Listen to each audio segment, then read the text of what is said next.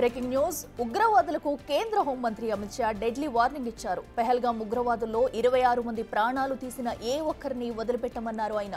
అయితే వారిని వేటాడి పట్టుకుని అంతం చేస్తామన్నారు అమిత్ షా. అంతేకాదు కశ్మీర్లో ఉగ్రవాదాన్ని కోకటి వేళ్లతో సహా అంతం చేస్తామని బల్లగుద్ది మరీ చెప్పారు అమిత్ షా.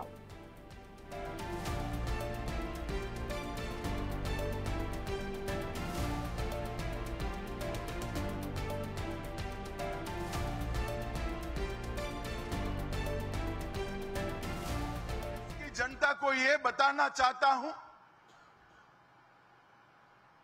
कि 90 के दशक से कश्मीर में जो आतंकवाद चला रहे हैं उनके खिलाफ हमारे प्रधानमंत्री नरेंद्र मोदी जी का जीरो टॉलरेंस का नीति है। हम मजबूती के साथ अपनी लड़ाई लड़े हैं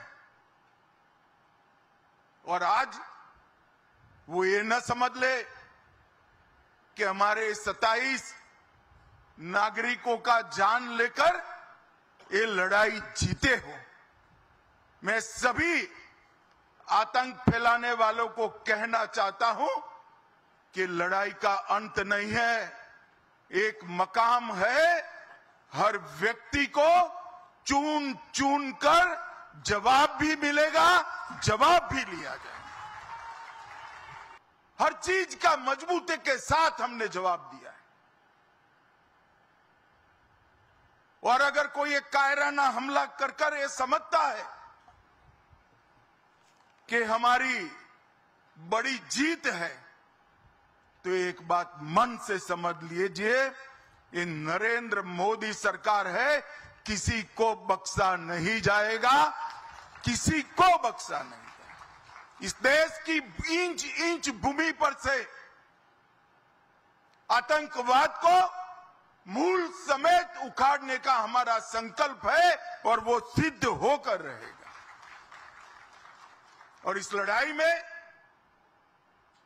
न केवल 140 करोड़ भारतीय,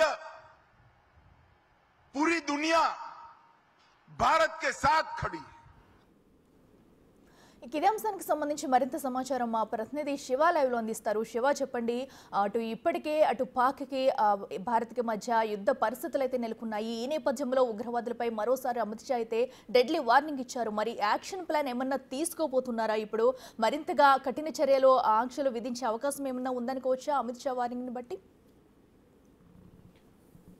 రైట్, డెఫినెట్గా నఖిల, ప్రజెంట్ సిచ్యువేషన్ భారత్ పాకిస్తాన్ సరిహద్దులో ఉద్రిక్త సిచ్యువేషన్ నెలకొంది. ఈ సమయంలో కేంద్ర హోంమంత్రి అమిత్ షా పాకిస్తాన్ ఉద్దేశించి ఉగ్రవాదులను కానీ సైన్యాన్ని ఉద్దేశించి ఘాటు వ్యాఖ్యలు చేశారని ప్రధానంగా చెప్పుకోవాలి. ఉగ్రవాదులను ఏరివేస్తాము, ఉగ్రవాద స్థావరాలకు ఆశ్రమించిన వారిని కూడా కంప్లీట్గా ఎవరైతే ఉగ్రవాదులు ఉన్నారో వారిని వెతికి మరీ శిక్షిస్తాము, కఠినంగా శిక్షిస్తామంటూ కూడా కేంద్ర హోంమంత్రి అమిత్ షా తెలియజేశారు. ఏదైతే పెహల్గాం దాడి తర్వాత భారత్ తీసుకుంటున్న నిర్ణయాల పట్ల పాకిస్తాన్ ఒకంత అసహనానికి అసంతృప్తికి లోనవుతుంది.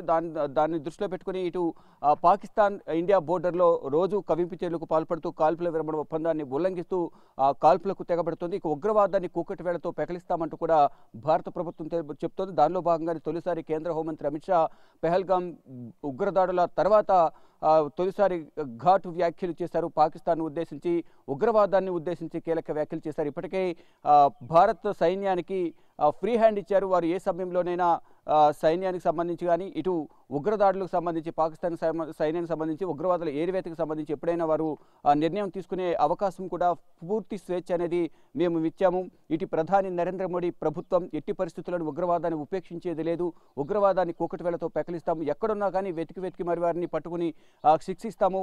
ఎవరైతే ఉగ్రవాద స్థావరాలకు సంబంధించి శిక్షణ ఇస్తున్నారో వారికి ఆశ్రమిస్తున్న వారిని కూడా ఎవరిని కూడా వదిలే ప్రసక్తి లేదంటూ కూడా కేంద్ర హోంమంత్రి అమిత్ షా ఈ వ్యాఖ్యలు చేశారు. మరోవైపు సింధు జలాలతో వారికి చెక్ పెట్టే ఏదైతే గతంలో ఉన్న సింధు జలాల ఒప్పందాన్ని కూడా విరమించుకుని పాకిస్తాన్కు చెక్ పెట్టే యోచనలో కూడా కేంద్రం ఇప్పటికే చెక్ పెట్టింది. మరోవైపు ఏం చేయబోతుందని అనేది కూడా ఇప్పుడు కీలకంగా మారింది. భారత ప్రభుత్వం ఇప్పటికే ఎటు నుంచి దాడి చేయబోతుంది అనేది కూడా ఉత్కంఠగా ఇటు పాకిస్తాన్ కూడా ఎదురు చూస్తుంది.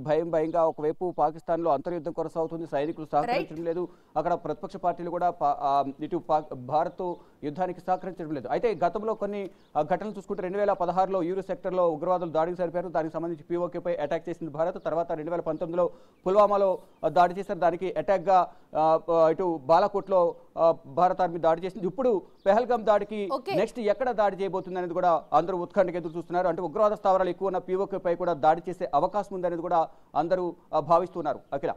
Right Shiva, thank you.